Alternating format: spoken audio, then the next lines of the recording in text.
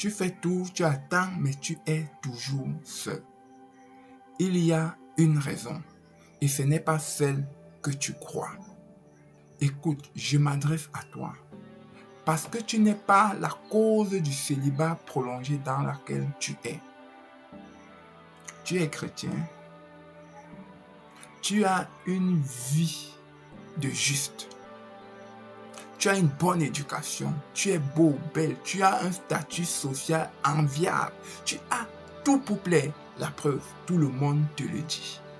Mais d'année en année, de relation en relation, tu es toujours seul.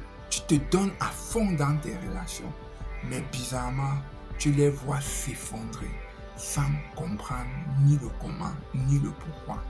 Le pire, c'est que les mêmes situations se répètent, les mêmes douleurs, les mêmes chemins, le même résultat, comme si quelque chose te ramenait toujours au même point de départ.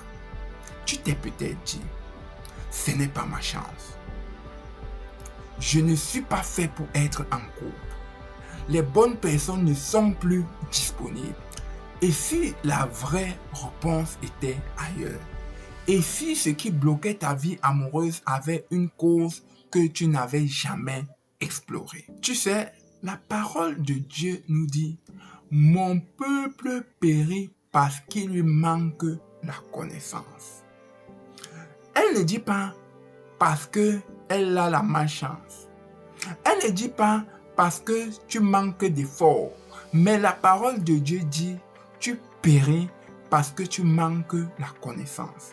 Et si ton problème c'est que tu manques de connaissance, crois-moi, ça change tout. Et si le problème était un manque de connaissance, alors la solution c'est d'avoir la connaissance. Voici ce que j'ai observé de par mon expérience, de par celle de beaucoup que j'ai côtoyé, que je côtoie encore jusqu'aujourd'hui. Derrière beaucoup de célibats prolongés, il n'y a pas un manque de qualité. Il y a des réalités invisibles qui agissent, des schémas familiaux qui se répètent. Tu as peut-être remarqué que dans ta famille, le mariage a toujours été quelque chose de difficile, que des relations échouent de génération en génération. Ce n'est pas une coïncidence. Ce sont des blessures non traitées qui sabotent chaque nouvelle relation sans que tu ne t'en rendes compte. Ce sont des décisions ou des paroles qui ont été dites qui créent des blocages réels dans ta vie affective. Et cette chose qui influence négativement ta vie, on l'appelle un hôtel. Ce sont des points d'influence qui agissent sur des domaines précis de ta vie. Et tant que tu ne les as pas identifiés, tu continues d'attendre, de souffrir, de recommencer sans jamais comprendre pourquoi. Et quand la lumière entre et que tu commences à comprendre ce qui agit, tu deviens libre.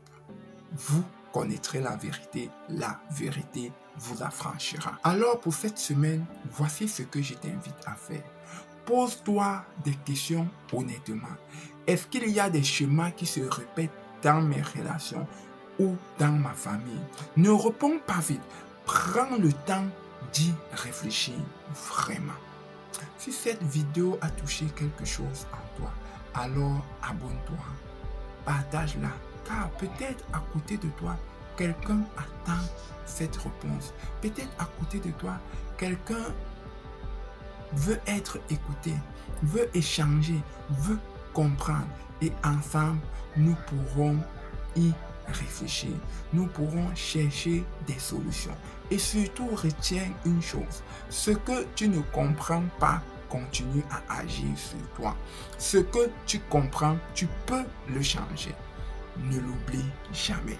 Ta réalité n'est pas toujours la vérité. Et la vérité, quand elle entre, libère ce qui était bloqué. À très vite.